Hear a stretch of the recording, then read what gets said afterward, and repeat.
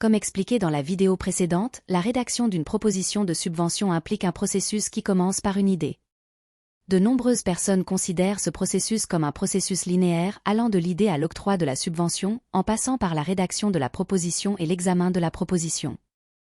En réalité, il s'agit d'un processus circulaire. Le processus d'élaboration d'une proposition présente des avantages et des inconvénients. Les avantages sont les suivants: vous pouvez recevoir des montants généreux. Une fois que vous avez obtenu une subvention, celle-ci peut conduire à d'autres subventions.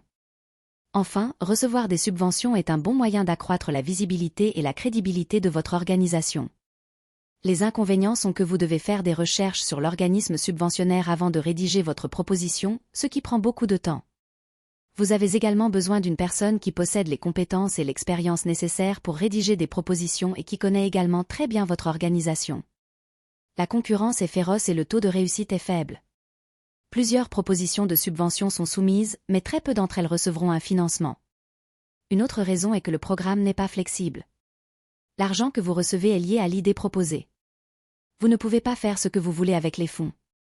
Vous devez vous en tenir à l'idée proposée. Enfin, la plupart des subventions sont à court terme. Lorsqu'elles sont épuisées, il faut tout recommencer. Qu'est-ce qu'une subvention?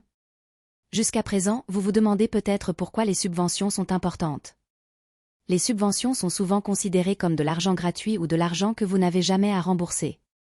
Mais une meilleure façon d'apprécier les subventions est de les considérer comme une ressource qui permet aux gens de poursuivre des projets qu'ils n'auraient jamais eu l'occasion de réaliser.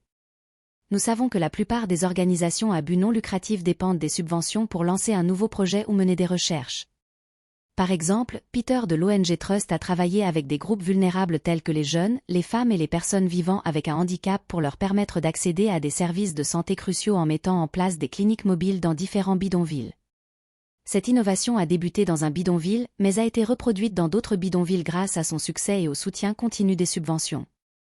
L'ONG Trust a réussi à reproduire ces programmes dans d'autres zones grâce au financement qu'elle a reçu d'Adona. Aujourd'hui, des milliers de jeunes, de femmes et de personnes vivant avec un handicap peuvent accéder à des services de santé à faible coût. Quels sont donc les autres avantages des subventions? D'après l'exemple ci-dessus, les subventions renforcent la crédibilité et la légitimité d'une organisation. Une organisation qui a reçu une subvention et qui peut rendre compte et mener à bien un projet soutenu de manière fiable et efficace a plus de chances d'être prise au sérieux qu'une organisation qui vit à crédit. Il est ainsi plus facile pour l'organisation de collecter davantage de fonds ou de rechercher des financements auprès d'autres sources telles que le gouvernement et les ressources privées. L'ONG Thomas Trust continue de se développer grâce à cet avantage supplémentaire. Cependant, les subventions sont parfois accordées sous d'autres formes que le CARF, comme le temps de travail ou l'aide au déplacement.